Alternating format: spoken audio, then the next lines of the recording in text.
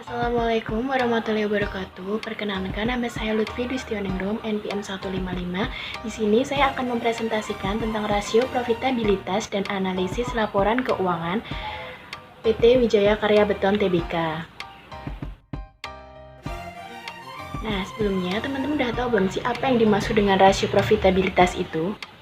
Nah, rasio profitabilitas itu merupakan rasio untuk menilai kemampuan perusahaan dalam mencari keuntungan.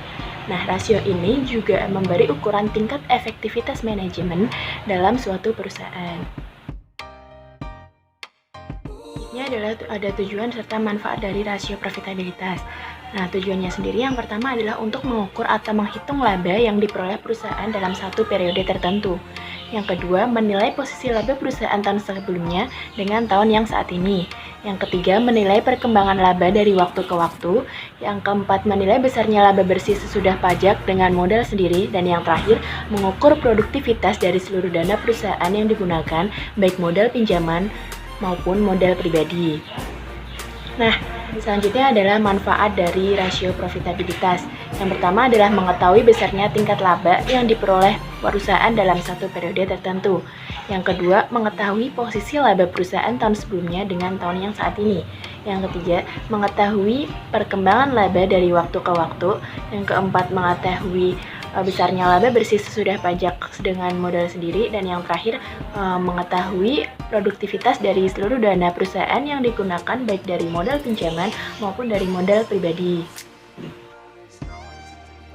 Selanjutnya adalah jenis-jenis rasio profitabilitas. Jadi rasio profitabilitas itu terdapat 4 jenis. Yang pertama adalah profit margin on sales atau ratio profit margin. Itu merupakan salah satu rasio yang bisa digunakan untuk mengukur margin laba atas penjualan.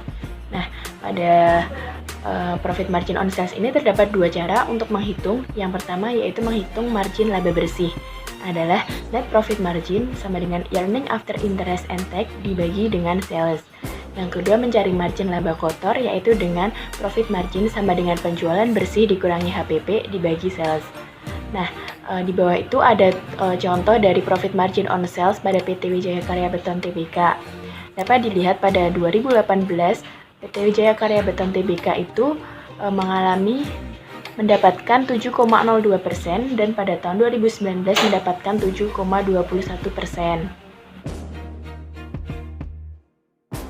Yang kedua adalah Return of Investment atau ROI. Itu merupakan rasio yang menunjukkan hasil atau return atas jumlah aktiva yang digunakan dalam suatu perusahaan. Rumus untuk mencari ROI adalah earning after interest and tax dibagi dengan total aset. Jika kita menggunakan pendekatan DuPont, kita menggunakan rumus ROI sama dengan margin laba bersih dikali dengan perputaran total aktiva.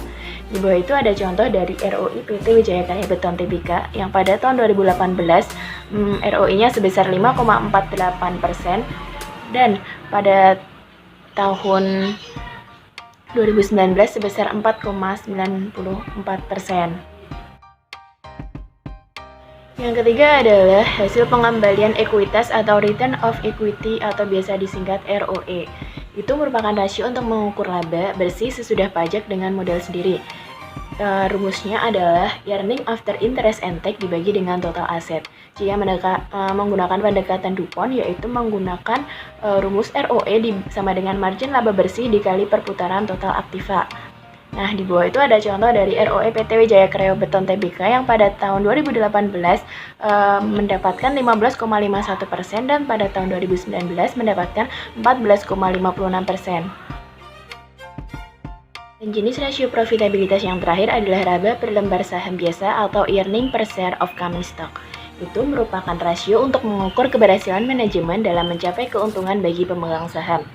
Ada rumus untuk mencari laba per saham yaitu laba saham biasa dibagi dengan saham biasa yang beredar. Di bawah itu terdapat contoh laba per saham biasa dari PT Wijaya Karya Beton Tbk yang pada tahun 2018 mendapatkan Rp6,40 dan pada tahun 2019 mendapatkan Rp6,75. Selanjutnya adalah hasil pengukuran rasio profitabilitas dari PT Wijaya Karya Beton Tbk. Untuk profit margin on sales, kondisi net profit margin perusahaan itu naik mengalami penaikan pada tahun 2019, yaitu dari yang awalnya 7,02% naik menjadi 7,21%, sehingga profit margin on sales ini mengalami kenaikan sebesar 0,19%.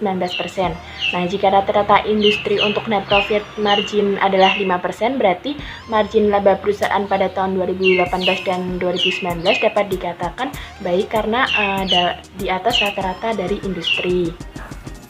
Nah, yang kedua adalah Return of Investment atau ROI. Nah, kondisi ROI ini mengalami penurunan yaitu sebesar 0,54%, di mana tahun 2018 ROI yang diperoleh 5,48% dan pada tahun 2019 turun menjadi 4,94%.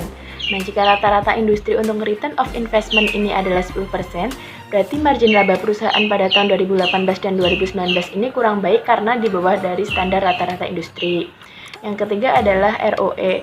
Tidak jauh berbeda dengan ROI, ROE-nya pun juga mengalami penurunan yaitu sebesar 0,95% dari semula tahun 2018 sebesar 15,51% dan tahun 2019 menjadi 14,56%.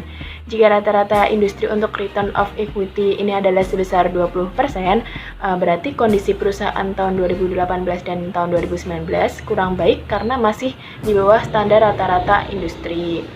Dan yang terakhir adalah laba per lembar saham. Kondisi laba per lembar saham ini meningkat pada tahun 2018 ke tahun 2019.